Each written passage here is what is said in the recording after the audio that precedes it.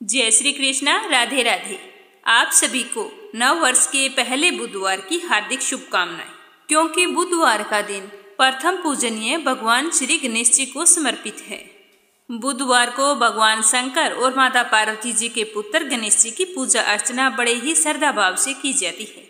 भगवान गणेश को विघ्नहर्ता के नाम से जाना जाता है, क्योंकि इनकी पूजा करने से हमारे सभी कष्ट दूर हो जाते हैं। गौरी पुत्र गणेश को सब देवताओं में प्रथम पूज्य होने का वरदान प्राप्त है। इसीलिए किसी भी पूजा को शुरू करने से पहले गणेश जी की पूजा की जाती है। समस्त दुखों के निवारण के लिए बुधवार के दिन विधि विधान से गणेश गजानन की पूजा करने पर हमें मनोवांछित फलों की प्राप्ति होती है। भगवान भोलेनाथ की कृपा से मनुष्य के सभी संकट दूर हो जाते हैं। कहा जाता है कि अगर कोई महिला बुधवार को विधि विधान से गणेश भगवान की पूजा करके अमर सुहाग की कथा सुनती है तो उसे पीहर में और ससुराल में कभी भी कोई कठिनाई का सामना नहीं करना पड़ता। उसे लंबा पीहर और अखंड सुहाग का आशीर्वाद मिलता है। इसीलिए जब भी आप गणेश भगवान की पूजा करें तो गणेश जी को दुर्वा घास अवश्य चढ़ाएं, क्योंकि गणेश जी को दुर्वा अत्यधिक प्रिय है। ऐसा करने से आपके समस्त दुख दूर होंगे और आपका मन स्थिर होगा। गौरी पुत्र गणेश को मिठाई भी बहुत पसंद है, इसीलिए मोदक का भोग लगाने से गणेश जी बहुत ही प्रसन्न होते हैं और हमारे सभी तरह के कष्टों का निवारण करते हैं।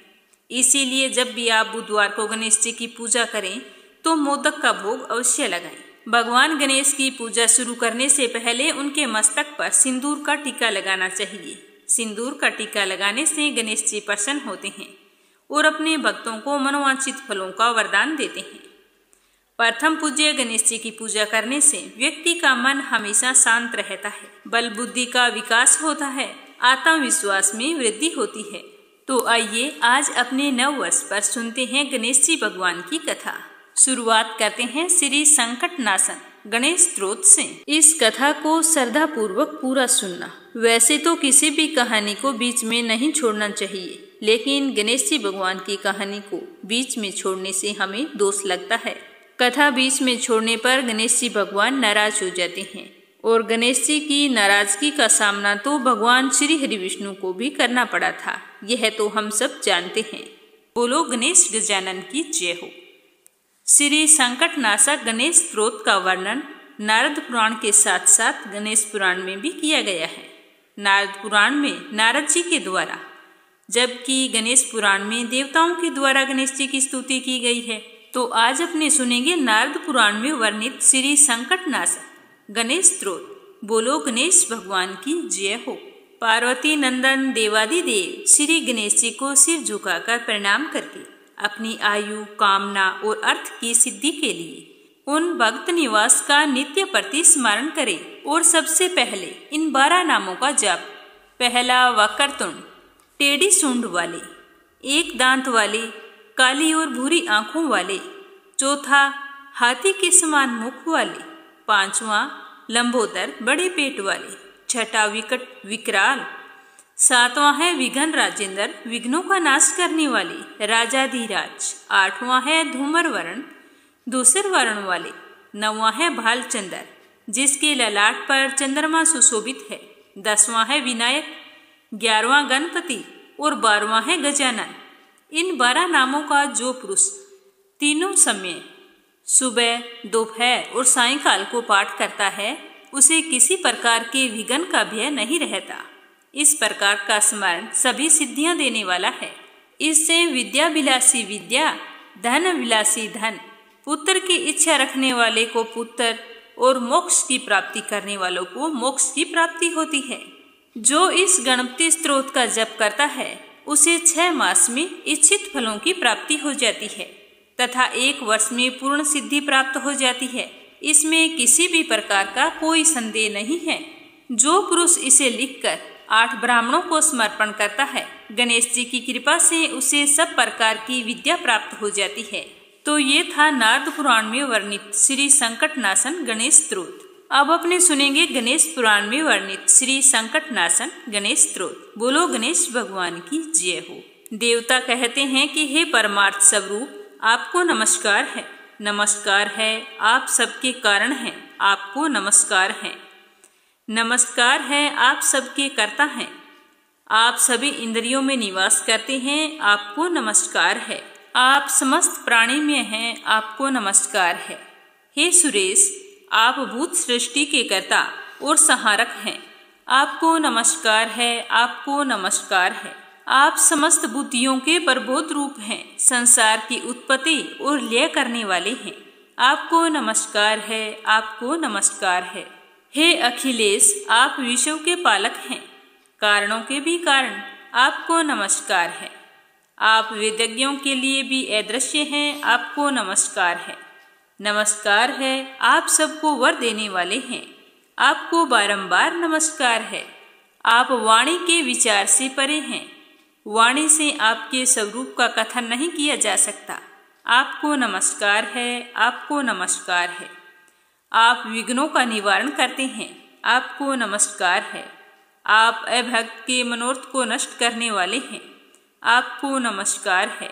आप भक्तों के मनोरथ को जानने वाले हैं, आपको नमस्कार है।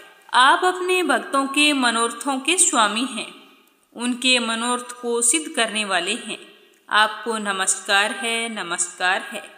आप विश्व की सृष्टि करने में कुशल हैं, आपको नमस्कार है। आप दैत्यों के विनाश के कारण हैं, आपको नमस्कार है। आप संकटों को नष्ट करने वाले हैं, आपको नमस्कार है, नमस्कार है। आप करुणा करने वालों में सर्वश्रेष्ठ हैं, आपको नमस्कार है, नमस्कार है। आपका स्वरूप ज्ञान में है, आपको नमस्कार है, नमस्कार है। आप अज्ञान को नष्ट करने वाले हैं, आपको नमस्कार है। आप अपने भक्तों को ऐश्वर्य प्रदान करते हैं, आपको नमस्कार है। आप अभक्तों का ऐश्वर्य नष्ट करने वाले हैं, आपको नमस्कार है, नमस्कार है। आप भक्तों को मुक्ति देने वाले हैं, आपको नमस्कार है। आप अभक्तों को बंधन में डालने वाले हैं, आपको नमस्कार है। आप अलग अलग मूर्तियों में व्याप्त हैं, आपको नमस्कार है, नमस्कार है। आप तत्व बोध कराने वाले हैं, आपको नमस्कार है, नमस्कार है। आप तत्वज्ञों में सर्वश्रेष्ठ हैं, आपको नमस्कार है, नमस्कार है। आप समस्त कर्मों के साक्षी हैं, आपको नमस्कार है। आप गुणों के स्वामी हैं, आपको नमस्कार है। तो देवताओं के इस तरह से स्तुति करने पर गणेश जी बोले कि आप लोगों के द्वारा किया गया यह स्तोत्र मुझे अत्यंत प्रीति प्रदान करने वाला है। यह स्तोत्र संकट नाशन के नाम से विख्यात होगा, इसीलिए इसे पढ़ने वाले तथा सुनने वाले सभी लोगों के लिए यह मनोरथ को पूरा करने वाला होगा। जो भी गणेश जी का भक्त इसे तीनों समय पढ़ेगा, उसके सभी कष्ट दूर हो जाएंगे और वह अपने जीवन में समस्त सुखों का भोग करेगा। तो यह था श्री संकट नाशन गणेश स्तोत्र। हमारी कोई भी मनोकामना हो जो लंबे समय से पूरी नहीं हो रही है, तो हमें इस श्री संकट नाशन स्तोत्र का पाठ आज से शुरू करना है और फिर नियमित रूप से करते रहना है। बहुत ही जल्द आपकी कोई भी मनोकामना हो वो गणेश भगवान अवश्य पूर्ण करेंगे। तो चलिए अब अपने सुनते हैं गणेश जी की कथा। बोलो गणेश गजानन की जय हो। एक समय की बात है, एक नगर में एक बुढ़ी माई रहती थी। वह मिट्टी के गणेश जी की पूजा किया करती थी। रोजाना वह मिट्टी का गणेश जी बनाती और बाद में उसकी पूजा अर्चना किया करती थी। लेकिन वह तो मिट्टी का होता था, इसीलिए रोजाना वो गल जाता था। लेकिन फिर भी बूढ़ी माई ने गणेश जी की पूजा करनी नहीं छोड़ी। एक दिन बूढ़ी माई ने देखा कि उसके पड़ोस में गणेश जी का मकान बन रहा था। वहां पर मिस्त्री लगे हुए थे, तो वो वहां पर गई और वहां जाकर बोली कि हे मिस्त्री, मुझे पत्थर का गणेश बना दो। मैं तो रोजाना गणेश जी भगवान की पूजा करती हूँ, मिट्टी का गणेश बनाती हूँ। जैसे ही पानी डालती हूँ तो वो तो पानी के साथ बह जाता है।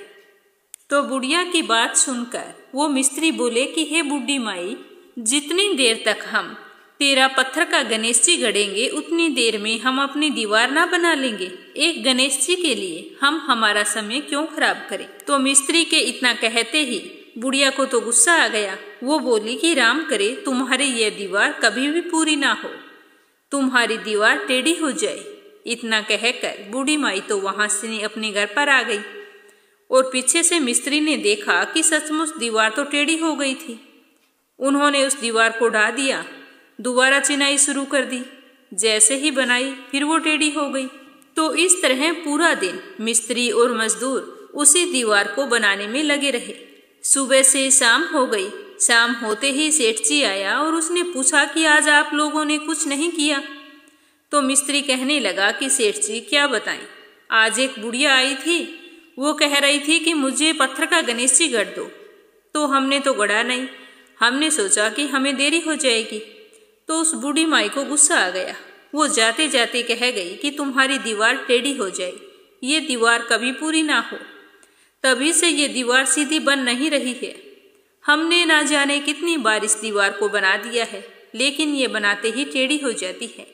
हम तो पूरे दिन से इसी दीवार को बना रहे हैं। तो मिस्त्री की बात सुनकर सेठ जी ने बुढ़िया को वहां बुलवाया और कहा कि हे बूढ़ी माई, मैं तुम्हें सोने का गणेश जी बनवा कर दूंगा, पर हे माई, जो तुमने दोष लगाया है उस दोष को दूर करो और आप अपना आशीर्वाद दो कि यह मेरा मकान जल्दी से पूरा हो जाए। तो सेठ जी की बात सुनकर बूढ़ी माई बहुत ही प्रसन्न हुई और मन ही मन गणेश जी को याद किया। गणेश जी का स्मरण करते ही सेठ जी के मकान की दीवार सीधी हो गई। तो यह देखकर सेठ जी तो बहुत ही आश्चर्यचकित हुआ और फिर अपने कहे अनुसार बूढ़ी माई को सोने का गणेश जी बनवा कर दिया। उसी दिन से सेठ जी और सेठ जी के मिस्त्री मजदूरों सभी के मन में गणेश जी के प्रति श्रद्धा भक्ति जाग उठी और सभी ने गणेश जी की पूजा करनी शुरू कर दी। हे गणेश भगवान, जैसे आपने बूढ़ी माई की मनोकामना पूर्ण की, वैसी सबकी करना, अपनी कृपा दृष्टि सदैव बनाए रखना। अब सुनेंगे दूसरी कहानी। बोलिए गणेश भगवान की जय हो। एक गांव में माँ बेटी रहा करती थी।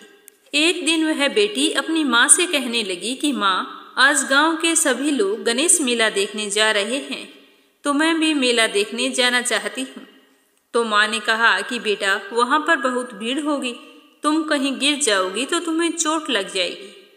तो लड़की ने कहा कि नहीं माँ, मैं तो जाना चाहती हूँ, आज मेरा भी मन है कि मैं मेला देख कर आऊँ। तो उसकी माँ ने उसे रोक कर कहा कि बेटा, जाने से पहले तुम ये 2 लड्डू ले जाओ और एक लोटे में पानी डालकर दे दिया और कहा कि ये पानी और लड्डू ले जाओ, पहले इसे गणेश जी को खिला देना और थोड़ा सा पानी पिला देना। उसके बाद में जब गणेश जी खा ले तो तुम दूसरा लड्डू खा लेना और बचा हुआ पानी भी पी लेना। तो उस लड़की ने अपनी माँ की सारी बात ध्यान से सुनी और हाँ करके मेला देखने चली गई। मेला खत्म होने पर सारे गांव वाले अपने अपने घर वापिस आ गए, लेकिन वो लड़की वापिस नहीं आई। लड़की मेले में गणेश जी के पास बैठ गई और कहने लगी कि गणेश जी, एक लड्डू और कुछ पानी आपके लिए है, तुम लड्डू खा लो और पानी पी लो, बचा हुआ एक लड्डू और पानी मेरे लिए है। जब तक आप लड्डू और पानी नहीं लोगे तब तक मैं कैसे खा सकती हूँ। इसी तरह वह सारी रात कहती रही। कहते कहते सारी रात बीत गई, लेकिन गणेश जी तो नहीं आए।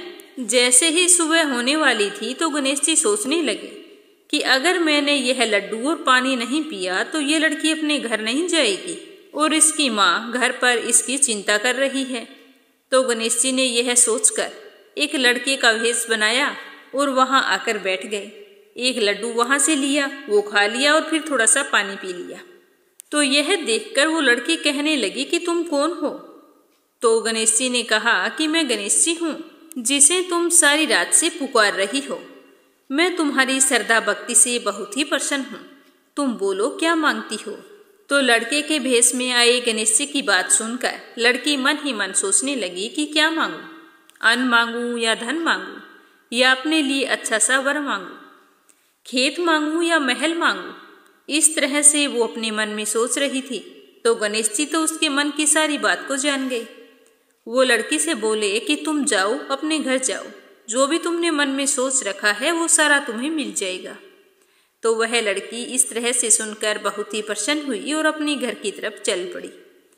जैसे ही वो अपने घर पहुंची तो माँ ने पूछा कि बेटा, इतनी देर कैसे हो गई, सारी रात बीत गई। मेरा तो चिंता के मारे बुरा हाल था। मैं तो सोच सोच कर परेशान हो रही थी कि तुम ना जाने कहाँ हो, किस हाल में हो। अब तुम मुझे बताओ कि तुम कहाँ थी। तो अपनी माँ की बात सुनकर उसकी बेटी बोली कि माँ, आपने जैसा कहा था मैंने तो वैसा ही किया था। मैं तो सारी रात गणेश जी को बुलाती रही। सुबह होने वाली थी तभी जाकर गणेश जी आए थे। तो जैसे ही गणेश जी ने लड्डू खाया, पानी पिया, तो मैं घर आ गई। इस तरह कहते हुए उसने अपनी माँ को गणेश जी से हुई सारी बातचीत बता दी। और फिर देखते ही देखते जैसा लड़की ने मन में सोचा था उसे वैसा सब कुछ मिल गया। अगली कहानी। एक बहुत ही गरीब और अंधी बूढ़ी माई थी। उसका छोटा सा परिवार था जिसमें उसका बेटा और एक बहू रहती थी। बूढ़ी माई की गणेश भगवान में बहुत ही श्रद्धा थी। वह हमेशा गणेश जी की पूजा किया करती थी। तो एक रोज गणेश जी ने कहा कि बूढ़ी माई कुछ तो मांग, मैं तेरी पूजा से बहुत ही प्रसन्न हूँ। तो बूढ़ी माई गणेश जी की बात सुनकर कहने लगी कि भगवान, मुझे तो मांगना नहीं आता है, मैं तुमसे क्या मांगूं। तो गणेश जी कहने लगे कि कोई बात नहीं, आज तुम घर पर अपने बेटे बहू से पूछ कर आ जाना, कल मैं फिर आऊँगा, तब मुझे बता देना कि तुम्हें क्या चाहिए। तो बुढ़िया ने कहा ठीक है, और वो बड़ी ही खुशी खुशी अपने घर आई। घर आकर अपने बेटे से बोली कि बेटा, आज मुझे प्रभु विनायक बाबा ने स्वयं दर्शन दिए हैं और मुझे वरदान मांगने के लिए कहा है, लेकिन मुझे तो पता ही नहीं कि मैं क्या मांगूं। इसीलिए आज तुम ही मुझे बताओ कि मुझे क्या करना चाहिए। गणेश जी भगवान तो कल फिर आएंगे। तो उसके बेटे ने कुछ देर सोचने विचारने के बाद में कहा कि माँ, धन दौलत मांग लो। तो बेटे की बात सुनने के बाद बुढ़िया अपनी बहू के पास गई और जाकर पूछा कि बहू, अब तुम बताओ। तो सास की बात सुनकर बहू बोली कि माँ जी, हमारी शादी को ना जाने कितना समय हो गया है, अभी तक संतान की प्राप्ति नहीं हुई है, आपको भी पोता चाहिए, तो क्यों ना आप पोता मांग लो। तो बेटे और बहू की बात सुनकर बुढ़िया सोचने लगे कि ये दोनों तो अपने मतलब की चीज मांग रहे हैं। मैं अपनी प्रिय पड़ोसन से पूछ कर आती हूँ, वो मुझे सही राय देगी कि मुझे क्या मांगना है। तो यह सोचकर बूढ़ी माई पड़ोसन से जाकर बोली कि मुझे तो विनायक जी ने आज दर्शन दिए हैं और कहा है कि कोई वरदान मांग ली। तो मैंने तो अपने बेटे से पूछा तो कहता है कि धन मांग, बहू ने कहा कि पोता मांग ले। अब तुम मुझे बताओ कि मैं क्या करूं। बेटा बहू तो अपने मतलब की बात कर रहे हैं। तो बुढ़िया की बात सुनकर उसकी पड़ोसन बोली कि बुढ़िया, ना तो तू धन मांग, ना तू पोता मांग, तू तो थोड़े ही दिन जिएगी, तू तेरी आंखें मांग ले जिससे तुम संसार को देखेगी। तो पड़ोसन की बात सुनकर बुढ़िया सोचने लगी कि अगर मैं आंखें मांग लूंगी तो संसार का क्या देखूंगी, जब मेरे बेटे बहू के अलावा कुछ भी नहीं है। अगर पोते पोतियां होते तो मैं उन्हें अपनी आंखों से देखती, आंखों से देखने लायक मेरे लिए तो कुछ भी नहीं है। यह सोचती सोचती बुढ़िया घर आ गई। सारी रात सोचने में ही विचार दी। सुबह जल्दी उठी, नहा धोकर फिर वो गणेश जी के मंदिर चली गई और वहां बैठी मन में सोच रही थी कि ऐसा क्या वरदान मांगूं कि जिससे बेटा बहू भी खुश हो जाए और मेरा मतलब भी सिद्ध हो जाए। इतनी ही देर में वहां पर गणेश जी आ गए और बोले कि बूढ़ी माई, आज कुछ मांग ले, आज मैं फिर आया हूँ। तो वह बोली कि हे गणेश जी भगवान, मैं आपको प्रणाम करती हूँ, मुझे तो और कुछ नहीं चाहिए। मुझे आंख दे जिसे सोने के कटोरे में पोते को दूध पीता हुआ देख सकूं और अंतकाल में मोक्ष दे। तब गणेश जी बोले कि बूढ़ी माई, तूने तो मुझे ठग लिया, तुमने तो भोली बनकर सब कुछ मांग लिया। और मुस्कुराने लगे और कहा कि बूढ़ी माई, जैसा तुमने कहा है वैसा सब कुछ तुम्हें मिल जाएगा। यह कहकर गणेश जी वहां से अंतर्ध्यान हो गए और बूढ़ी माई को मांगे अनुसार सब कुछ मिल गया। हे गणेश जी भगवान, जैसा आपने बूढ़ी माई को दिया वैसा सबको देना और अपनी कृपा दृष्टि हम सब पर बनाए रखना। अगली कहानी। एक समय की बात है कि एक गांव में एक बूढ़ी माई रहती थी। वह गणेश जी की परम भक्त थी। जब भी वह पूजा करती तो गणेश भगवान से कहती कि गणेश भगवान, मुझे नाती देना, पोता देना। अगर मेरे नाती हो जाए तो मैं 1.25 मन लड्डू का भोग लगाऊं और चांदी का छत्र चढ़ाऊं। गणेश भगवान की कृपा से बूढ़ी माई की बहू ने बहुत ही सुंदर पुत्र को जन्म दिया। तो बूढ़ी माई ने ना तो भोग लगाया और ना चांदी का छत्र चढ़ाया। गणेश भगवान इस बात से नाराज हो गए और बूढ़ी माई के पोते को अपनी सूंड में छिपा लिया। बूढ़ी माई अपने पोते को ना देखकर बहुत ही परेशान हो गई और पूरे गांव में इधर उधर ढूंढने लगी। तो पूरे गांव में जैसे ही पता चला तो हल्ला मच गया कि बूढ़ी माई का पोता खो गया है, बूढ़ी माई का पोता खो गया है, ना जाने कौन ले गया। पूरे दिन सारे गांव वाले और बूढ़ी माई ढूंढ ढूंढ कर परेशान हो गए थे। अंत में बुढ़िया बिल्कुल थक कर हार गई, बिल्कुल बेबस लाचार और आंखों से आंसू बह रहे थे। तो वो एक जगह बैठने लगी तो बैठते समय बूढ़ी माई के मुंह से निकला कि गणेश भगवान, ना जाने मुझसे क्या गलती हो गई। तो इतना कहते ही बूढ़ी माई को अपना बोला हुआ प्रसाद और छतर याद आ गया। तो वह भागी भागी गणेश जी के मंदिर गई। तो गणेश जी ने बुढ़िया को देखते ही उसके पोते को अपनी सूंड में से बाहर निकाल दिया। तो अपने पोते को सकुशल देखकर बुढ़िया बड़ी ही प्रसन्न हुई।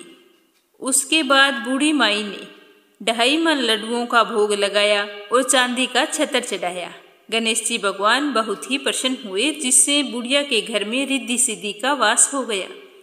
हे गणेश जी महाराज, जैसा आपने बूढ़ी माई को दिया वैसा सबको देना। कहानी कहने वाले को, कहानी सुनने वाले को, सभी पर अपनी कृपा दृष्टि बनाए रखना। प्रेम से बोलो गणेश जी भगवान की जय हो। अगली कहानी। एक बार एक नगर में एक मालिन रहती थी। उसके पति की मौत हो गई थी। उस समय उसके 4 साल का एक पुत्र था। उस मालिन की सास बहुत ही कठोर हृदय वाली स्त्री थी। वह अपनी बहू को बहुत ही तकलीफ देती थी। एक दिन सास ने बहू और पोते को घर से निकाल दिया। दोनों रोते रोते एक जंगल में जा पहुंचे। वहां जाकर एक बड़े से पेड़ के नीचे बैठ गए। वहां से थोड़ी ही दूरी पर एक गणेश जी का मंदिर था। वहां बहुत सारे लोग दर्शन करने के लिए आ जा रहे थे। दर्शन करने के बाद में गणेश जी को प्रसाद भी चढ़ाते थे। फिर वह प्रसाद सबको बांट देते। इस प्रसाद से ही माँ बेटी वहां पर अपना गुजारा करने लगी। धीरे धीरे वे दोनों गणेश जी की पूजा पाठ में लग गए। एक दिन उन्होंने सोचा कि क्यों ना हम जंगल से फूल लाकर यहाँ पर बेच देते हैं। जो लोग पूजा के लिए आते हैं वो लोग फूल तो खरीदेंगे, जिससे हमारा गुजारा भी अच्छे से चल जाएगा। तो माँ बेटे यह सोचकर रोजाना जंगल से फूल लाते और उनकी माला बनाकर बेचने लगे। साथ में पूजा की सामग्री और प्रसाद भी बेचने लगे, जिससे उनकी अच्छी आमदनी होने लगी। गणेश जी की कृपा से आमदनी उनकी बढ़ने लगी। जल्द ही उन्होंने एक मकान बना लिया और एक छोटी सी दुकान भी बना ली। एक दिन राजा की बेटी, जो मंदिर में रोजाना पूजा करने के लिए आती थी, उसने मालिन के बेटे को देख लिया। देखते ही राजकुमारी तो उस पर मोहित हो गई और उससे विवाह करने की सोचने लगी। उसने अपने मन की बात अपनी माँ से कही। तो उसकी माँ ने कहा कि बेटा, यह तो मालिन का बेटा है और तुम एक राजा की राजकुमारी हो। यदि तुमने उससे विवाह किया तो तुम्हारी और तुम्हारे पिताजी की बहुत ही बेइज्जती होगी। लेकिन राजकुमारी पर अपनी माँ की बातों का कोई भी असर नहीं हुआ। वो तो बस अपनी बात पर अड़ी थी। उसने कहा कि मैंने तो प्रतिज्ञा कर ली है कि मैं तो उसी से विवाह करूंगी। अब माँ, तुम ही जाकर राजा को सारी बात बताओ। तो जैसे ही उसकी माँ ने राजा से कहा तो राजा ने मना नहीं किया, विवाह के लिए तैयार हो गई और बड़ी धूमधाम से अपनी बेटी का विवाह मालिन के बेटे के साथ कर दिया। मालिन ने सबसे पहले बेटे बहू को गणेश जी के मंदिर में ले जाकर पूजा पाठ करवाया और गणेश जी का आशीर्वाद लिया। इसके बाद यह बात पूरे नगर में फैल गई कि गणेश जी की पूजा करने से सब तरह के दुख और संकट दूर हो जाते हैं। यह सुनते ही नगर के सारे लोग उस मंदिर में आने लगे, जिसे मालिन और उसके बेटे की बिक्री और भी अधिक बढ़ गई। और उधर उसकी सास के बुरे दिन आ गए। अन्नदाता उससे रूठ गए और वह भूख मरने लगी। उसे 2 वक्त का भोजन तो दूर, एक अनाज का दाना भी नसीब नहीं होता था। तो वह अपने इस दुखी हाल से परेशान होकर घर छोड़कर निकल पड़ी। रोती रोती उसी गणेश मंदिर पर जा पहुंची और पोते को देखकर बोली कि बेटा, मैं बहुत ही दिनों से भूखी हूँ, मुझे रोटी कपड़ा दे दो, इसके बदले में तुम्हारा सारा काम किया करूँगी। तो लड़के को उस पर दया आ गई और उसने उसे काम पर रख लिया। लेकिन उसने अपनी दादी को पहचाना नहीं था। जब मालिन घर आई तो उसने सास को देखा तो देखते ही पहचान गई। वह अपनी सास से बोली कि सासू माँ आप यहाँ कैसे? तो सास ने पोते की तरफ इशारा करते हुए कहा कि मेरी इस सेठ के यहाँ नौकरी लग गई है। तो बुढ़िया की बात सुनकर उसकी बहू बोली कि माँ जी यह आपका पोता है और यह आपका ही घर है, यह दुकान भी आपकी है। जब आपने हमें घर से निकाला था तब गणेश जी ने हमारी रक्षा की थी। तो बहू की बात सुनकर सास बोली कि बेटा मेरी करनी मैंने भोग ली है। तो बहू बोली कि सासू जी अब आप हमारे यहाँ पर रहो और पोते का सुख देखो। तो बहू की इस तरह की बात सुनकर उसकी सास की आंखों में आंसू आ गई और सोचने लगी कि मैंने इनका कितना बुरा हाल करके घर से निकाला था। ये भी नहीं सोचा कि ये कहाँ जाएंगे, क्या करेंगे, क्या खाएंगे। और फिर भी आज मेरी बहू कितनी अच्छी है, अगर मेरी तरह होती तो ना जाने मेरी कितनी दुर्दशा होती। हे गणेश भगवान, जैसा आपने मालिन को सुख दिया वैसा सुख सबको देना। अगली कहानी चम्मच में दूध चिमटी में चावल। एक बार गणेश जी एक छोटे से बालक के रूप में चिमटी में चावल और चम्मच में दूध लेकर निकले और वो हर किसी से कह रहे थे कि कोई मुझे खीर बना दो, कोई मुझे खीर बना दो। तो सारे हंस रहे थे कि बोले भला इतने से दूध से और चावल से कभी खीर बनती है। तभी एक बुढ़िया माई बैठी थी तो उसने कहा ला बेटा मैं बना देती हूँ।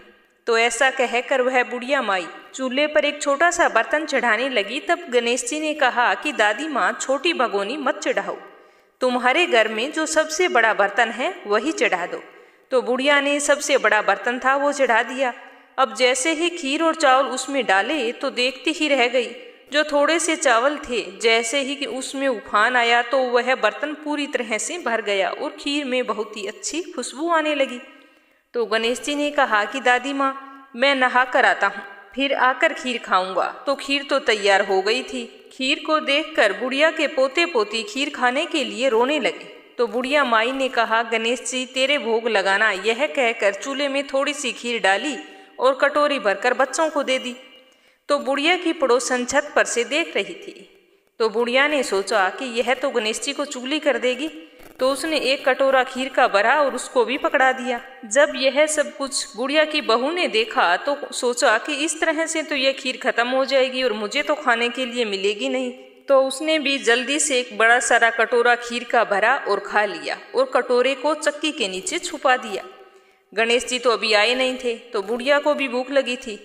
तो उसने भी एक कटोरा खीर का भरा और किवाड़ के पीछे बैठकर एक बार फिर से कहने लगी कि गणेश जी आपको भोग लगे, कहकर खाना शुरू कर दिया। तभी गणेश जी आ गए। तो बुढ़िया ने गणेश जी को देखते ही कहा कि आजा रे गणेशिया खीर खा ले, मैं तो तेरी ही राह देख रही थी।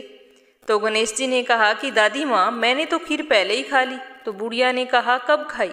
तो गणेश जी ने कहा जब तेरे पोता पोती ने खीर खाई तब मैंने खाई, जब तेरी पड़ोसन ने खीर खाई तब भी मैंने खाई, और जब तेरी बहू ने खीर खाई तब भी खाई, और अब जब तुम खीर खा रही है तो मेरा पेट तो पूरी तरह से भर गया है। बुढ़िया माई तूने तो मेरा नाम लेकर भोग तो लगाया, तेरी बहू ने तो वो भी नहीं लगाया।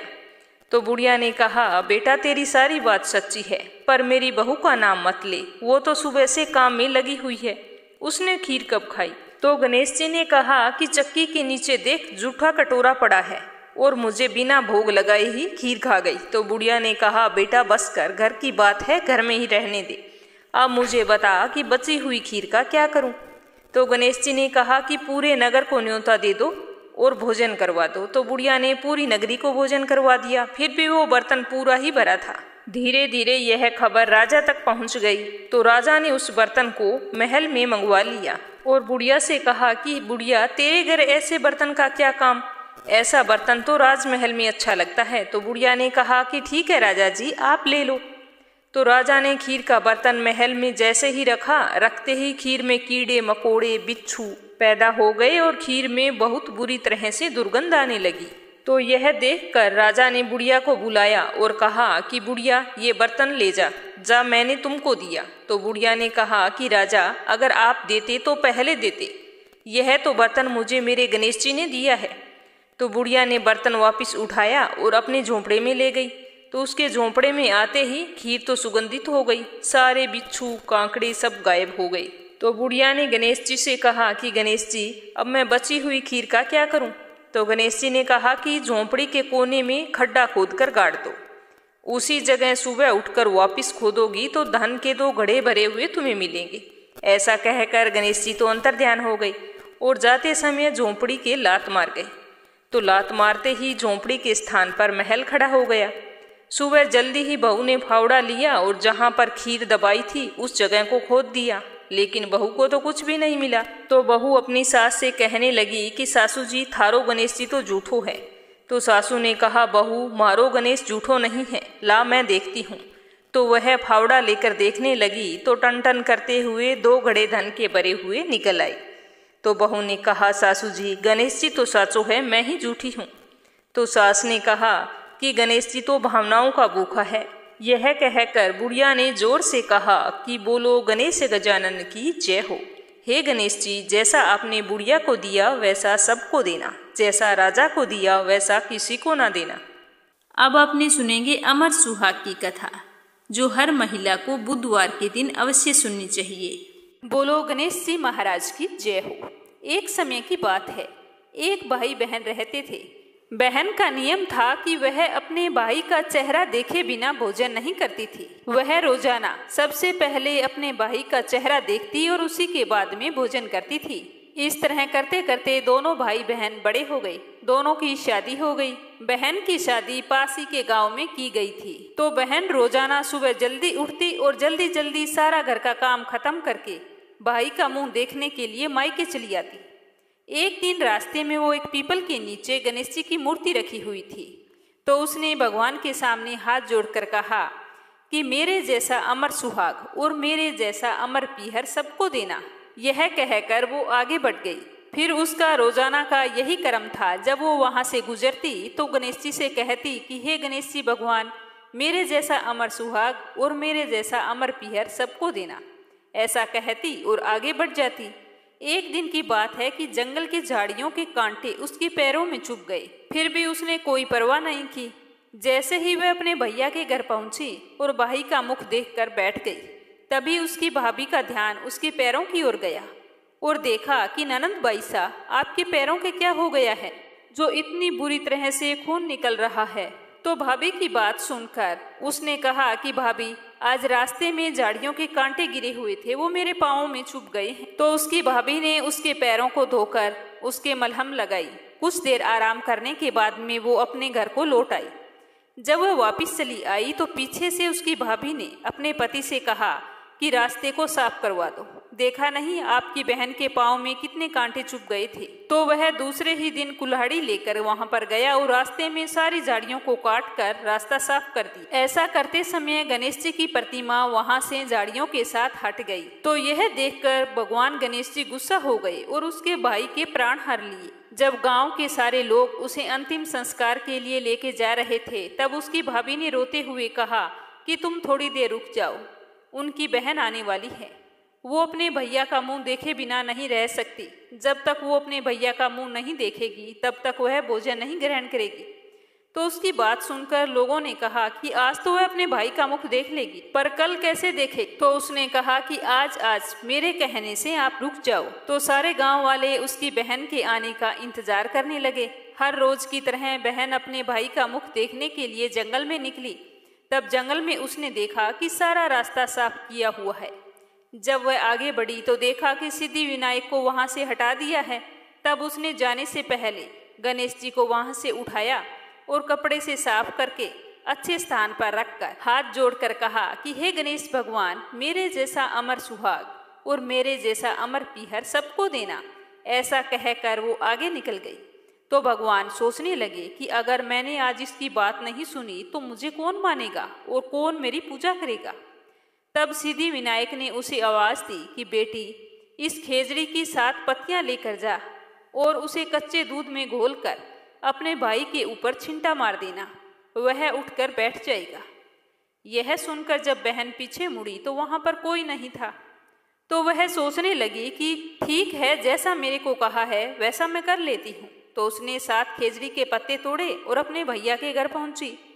तो उसने वहां पर देखा कि बहुत सारे लोग इकट्ठा होकर बैठे हैं। भाभी रो रही है और भैया की लाश रखी हुई है। तो उसने उन 7 पतियों को बताए अनुसार कच्चे दूध में घोलकर अपने भैया के ऊपर छिंटा दे दिया। तो उसका भाई हर हर करता हुआ उठकर बैठ गया और कहने लगा कि आज तो मुझे बहुत ही गहरी नींद आई। तो उसकी बात सुनकर उसकी बहन बोली कि भैया, ऐसी नींद तो किसी दुश्मन को भी ना आए। तो उसका भाई बोला, क्यों बहन, ऐसा क्या हुआ और इतने सारे लोग इकट्ठे होकर क्यों बैठे हैं? तो उसकी बहन ने सारी बात अपने भैया को बताई। तो सारे गांव वाले गणेश जी के चमत्कार से हैरान हो गए और फिर उसी दिन से सारे लोग गणेश जी की पूजा पूरे श्रद्धा भाव से नियमानुसार करने लगे। ऐसा करने से सारे गांव के संकट दूर हो गए। इस तरह गणेश जी की पूजा करने से और गणेश कथा सुनने से सारे गांव वालों का जीवन धन्य हो गया। कहा जाता है कि उसी दिन से अमर सुहाग और अमर पीहर की कामना करते हुए हर महिला श्रद्धा पूर्वक इस कथा को सुनती है। हे गणेश भगवान, कथा कहने में या सुनने में कोई भूल चूक हो गई हो तो माफ करना और अपने भक्तों की मनोकामना पूर्ण करना। तो ये थी गणेश जी की कहानियाँ जो 9 वर्ष पर हमने बड़े ही श्रद्धा भाव से सुनी है। हे गणेश भगवान, आपकी कृपा दृष्टि हम पर पूरे साल बनाए रखना और हमारी समस्त मनोकामनाओं को पूर्ण करना। आप सभी से विनती है कि कमेंट बॉक्स में जय हो गणेश भगवान की अवश्य लिखना। जय श्री कृष्णा। राधे राधे।